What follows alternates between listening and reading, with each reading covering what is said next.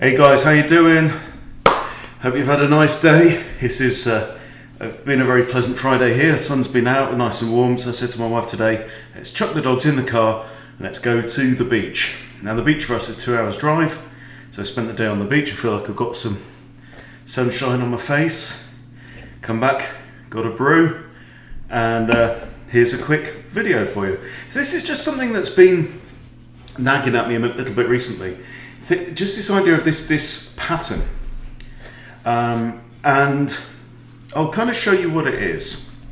So the idea in general, okay, is that when your opponent brings a pawn into your side of the board, so that always takes 2 jumps, right? So they've got a pawn on your 4th rank, their 5th rank. One way to deal with that pawn, so you've got a pawn here or here, is to push a bishop's pawn, try and persuade the central pawn. Okay, so this applies only to central pawns really. Could apply to these guys as well, but for now we'll just think central pawns, okay? So a central pawn comes into your space, you push a pawn, a bishop's pawn, to try and tempt it to capture outwards, and then you recapture with a knight, because there are quite a few gambit lines that include that idea. And there are a couple of benefits to it, right? One is that you are removing one of your opponent's central pawns. Another benefit is that you get free development for your knight. So let me just take you through a few common patterns. Okay, so I've got a Lichess study here, and you're welcome to come and play with it. I'll try and put the link in the description if I don't remind me. Okay, and we've got 2 chapters. One is white, one is black. Now there may be loads and loads of other examples, and here in this study I'm looking only at openings and kind of, in particular, gambit lines. They all tend to be gambit lines, even though what you're doing is you're actually offering a pawn, they take, and then you win the pawn back. So, but they all seem to be gambits. Anyway, so as white, let's start. So I've got 2 chapters. I've got a white chapter, I've got a black chapter. So in the white chapter, I'll just go through it literally from the top. Okay, so we'll go e4 as white, and we'll start with the French. Okay, now with the French. And this came out of a conversation I had recently with a follower. So you can play this, and they always play d5. Now, one idea here is this, and this is called the Getz Gambit, right? You can bring out your knight, and you are offering the possibility of a trade here. Now, if they take, you can take back, which is like a bit of a kind of backwards or mirrored open Sicilian. But if they take, you don't have to take that with a knight, which is probably perfectly good. So let's see what the machine says. The machine says that knight takes is fine and white wins 51%. However, look at move number 2 here. Look at move number 2. Freddie goes on his merry way. Freddie f3, right? And if takes, takes. And look, we have pum, 2 horses out in the board on their ideal positions, right, covering the entire center of the board. We've got a pawn out, they've got a pawn out. The difference is that we are down a pawn. Now, the machine never likes that. The machine thinks that pawns are great, and it doesn't understand that not everybody thinks like a machine. So if you are a machine, then a 1 pawn advantage at this point is probably good, and it's got black minus 0.5. However, in the real world, from this position, white wins 58% of the time against 38 for black. So stockfish, you can shove it up your whatever fishes have. Okay, white wins nearly all the time, and this is across the board. Okay, so white wins a lot more than black does, because he's got all the initiative, he's got all the control of the center. Happy day. So that's the Getz Gambit against the French. Now, so that's the French with e6. What else do we have? we have c5. We have the carro calm, okay? And again, you push d4. And they go carro away. Okay, now guess what? Right, so the only difference here is where the pawns are. This is also a known thing. You bring out your knight to c3 saying, hey, look, there's a pawn. They take the pawn, guess what? f3, they take, boom, and this is called the Raza Gambit. And it's almost exactly the same, apart from these pawns are the other way around. Yeah? So there you go. This is no, and again, let's review the numbers. 54% for white, 42% for black. Boom. What's not to like? Now, what else do we have? Check this out. Now, this is called the Durash Gambit, not the Durash Gambit. Okay, but it's kind of weird. Now, from this point in time, this is already dubious because we have white at 51% against 45. So if you're, if white plays decent chess, he already has an advantage, and in fact the computer here already has white plus 2.2. Now,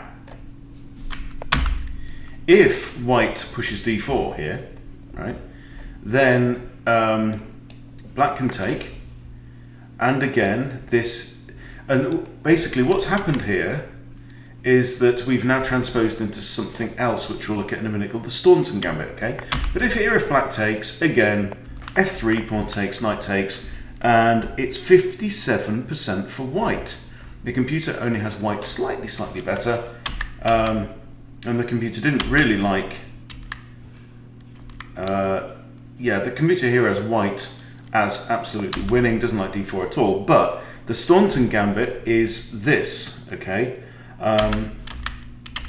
The normal Staunton Gambit is against the Dutch, where you go d4 and they play f5 and then you play this. And this is the Staunton Gambit main line. Okay, and again, if they accept, you can do this as white, and 57-38, it's the exact same thing. So what else do we find then against e4? Okay, so e4, so we've looked at, you can do it against the French. You can do it against the carro, right? Now, what about the Scandi? Because there's quite a lot of Scandi stuff on here, but okay. So e4, d5, right? So this is the Scandinavian. Now, you can also get this if you go, for example, d4, d5, and then e4 like this. So it's the same kind of thing. And this is now known as the Blackmar Gambit. All right, we've seen it before. If you're an e4 player and you play the Scandi, then you'll get this quite a lot. All right, but here's the alternative way: d4, d5, then e5, and you're saying to white, here, take this. Okay, and then the Blackmar Gambit, I think, continues f3, takes and takes. All right, the Blackmar Dima Gambit. Mr. Dima came along and said, I think we are better if we bring out our knight first, and they bring out their knight, and then you play this, and takes. Now, you can go into this line as well, which is a different thing. This is known as the Rider Gambit, and it's very, very spicy. But here again, the Blackmar Dima Gambit main line carries on with the knight takes here. And again, white wins 54% of the time. So I think we've looked at most things. Okay, we've looked at the Durash. Now, what else in the Scandi? No, we're going to look at the, hang on, modern Scandi. I think we have a line on this. Yes, we do. So, so the Scandinavian modern, black takes. Now, there is a line here where you can just offer up the f pawn here, and this is 50% against 45%, right? This is the Doherty Gambit, okay? And if they take, again, knight takes. So you can see this incredible amount of central control that you get, all right? Now, there's a few others that aren't on here for some reason, okay? So they play this, you play the knight out, they take, and you've got this fella here. Hang on. No, I'm thinking from black's perspective. So let me switch to black. Okay, but the dirty gambit is the thing. Okay, so I'm getting confused. Right, now we've switched over to the black chapter, and we'll start with the Scandinavian. Okay, so here's the Scandinavian. This is from the black perspective. Okay, so white takes. You play the modern, so this is the Scandinavian modern, not the one we just looked at. And then you've got, let's say knight comes out to defend, okay, and c6, immediate c6. Again, you take. This is known as the Getz Gambit, if you do that immediately, right? If they take. Now,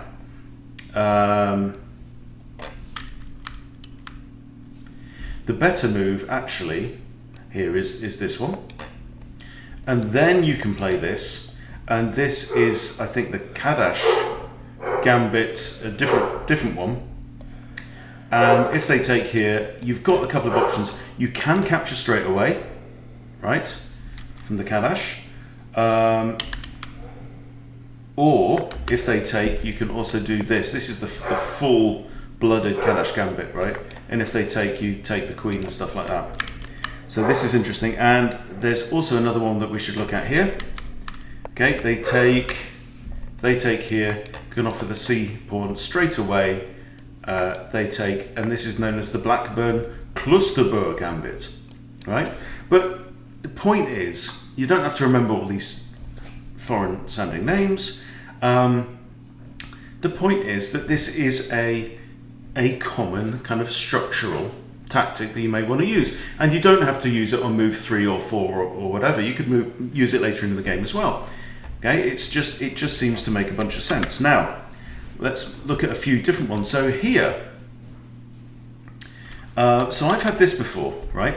As a Scandinavian player, and I'm not playing the Scandinavian at the moment, but if you do, they push here. Now, I've always pushed c5, right, to control all this. But again, here you can play f6. This is now on the king side of the board, right? And this one doesn't even have a name. But if they take, you recapture with a knight, and now black is winning 51% against 44. And this one doesn't even have a name, but it probably should do, you know? And look, yes, we're not even down a pawn, right? What we have done is we're Freddyless. We were Freddyless, but the queen can't come out because of our knight, so that's kind of okay. So we have two central pawns, right, against one for white. Yes, we have no f-pawn, which is a potential liability, but we've got a lead in development. So what is not to like about that, and why doesn't it have a name? So let's come up with a name for that one. Now, let's also look if white plays d4, okay? And again, you know, we're wanting to play moves that are going to entice a central pawn to move into your half of the board. So that's why we've seen the Scandinavian with e4, d5, but we can also get it from the England Gambit, which is something I'm kind of toying with a little bit at the moment. Also, with regards to the Freddy Krueger repertoire, Robert Englund, exact same spelling with a U, not an A, I think it's Robert Englund, is the actor who played Freddy Krueger in the Nightmare on Elm Street movies. So, perfectly valid excuse to use the England Gambit as part of my Freddy repertoire. So, we're looking at takes, which is very common, and white is plus 1.4 here, okay? Now, you can now play, so knight c6 is the most common, and that's invariably followed by knight f3, and there's a couple of different ways that this can go. So you've got an immediate f6 here. This is known as the Solar Gambit. If they take, you recapture, right? Yeah, we're down a pawn, but we're ahead in development, so that's okay. There's another alternative here. Instead of playing f6 straight away, there is a line. So the normal England Gambit goes like this, and what you're trying to do is you're trying to provoke the bishop to come out as a second defender on the pawn, and then queen comes here with a fork on the bishop, not that square, on the bishop and the king, forcing the bishop back. So that's the kind of standard England gambit, kind of mainline trap. But there's another thing that white can do here. Instead of defending with the bishop to here, is to do this and bring queenie out to here. Queen can't go there or there, but she can come here and defend the pawn. And this is known as the Stockholm Variation. Now again, as black, so Stockholm Variation, white's winning 52 here, right? But black can play this. f6, pawn takes, knight takes, hits the queen, and now it's 49% to white, 47 to black. So this is a lot more even and a very fair way to go. And again, you know, this queen is now starting to look a bit embarrassed. Our knights are controlling a whole lot of the board, right? So I kind of like this. I kind of like this as a general idea. Okay, is there anything that we haven't covered? No. I think that's basically it. But the principle, you get the principle. It makes a lot of sense. Your opponent pushes a pawn somehow into your half of the board, gaining space, and you go, I'm not having this, as long as you've got a C pawn or an F pawn that you can push forward, undeveloped knight, you can challenge that central pawn, and you're going to come out the other side. Well, whatever happens, you're probably going to trade your wing pawn in some way for one of their central pawns. And if you can get a knight out into the board, so much the better. So I don't know, you know, I don't think this tactic has a name, but you know, it's kind of the horse wing pattern, or the, you know, the knight wing approach, something like that. It ought to have a name, but just bear it in mind, you know, it might come in useful for you guys. So yeah, I just wanted to share that with you. Thanks for watching. See you all later.